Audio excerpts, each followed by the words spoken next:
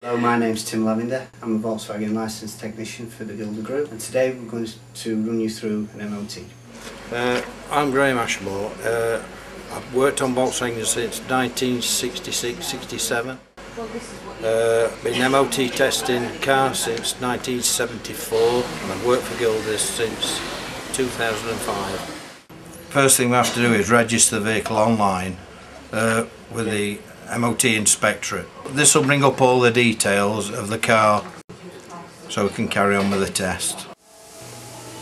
First part of the MOT is to verify the actual authenticity of the car, where we check the chassis number and registration number at key points on the vehicle. And then I move round to the front. You need assistant in the car.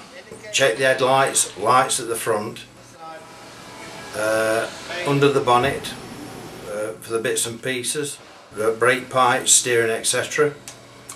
Check the wipers and windscreen and mirrors as you walk up that side.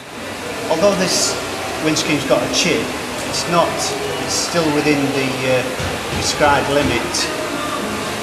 So on this vehicle we won't be issuing a favourable manual advisory notice. So the customer is aware that the chip's there in case it gets bigger and it could crack at any time. When we sit in the vehicle, we rock the steering, check the steering for play, the warning lights, brake pedal for excessive movement, handbrake for excessive movement, horn and washers.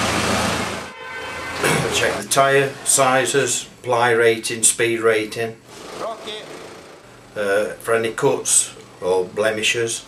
Here we're checking for play in the steering, suspension springs, coil springs, brake hoses and any bushes on the suspension. If there is any free play in the wheel, that means there must be a worn track rod end or ball joint or something loose, which could affect the steering and the customer safety. We'll do an advisory on the tyre if it's getting down below 1.6, which is the legal limit. Check the petrol cap, make sure it's secure and it's not just the bung type, which is not allowed. Round to the back, check the lights, stop lights, side lights, rear fog lights, number plate, spacings are correct. After the checks on the floor, we take the car up and check the underside of the vehicle, starting at the offside front wheel and working his way round across the front to the offside back corner, near side and then front again. Under the vehicle we're looking for worn bushes, brake hoses, fuel leaks, exhaust mountings, inside the tyre for blebs and cuts, any leaks on power steering pipes. After we've finished on the ramp, we move over to the brake tester, which will take for checks for brake efficiency. First we balance the car, press the brake slowly, make sure the meters are reading equal, make sure there's no imbalance, and then we do a full brake test.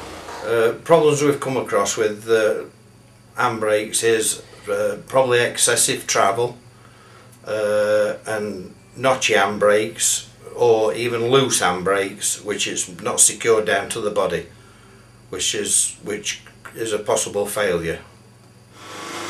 Then we move on to the fuel emissions, whether it's diesel or petrol. We put the information into the computer, we bring the engine up to operating temperature, which is about 60 to 80 degrees. Right, then we start the emissions test. And on a diesel we take it up to 2,000 to 3,000 revs at burst intervals. On the petrol engine we do a constant RPM until we get as result.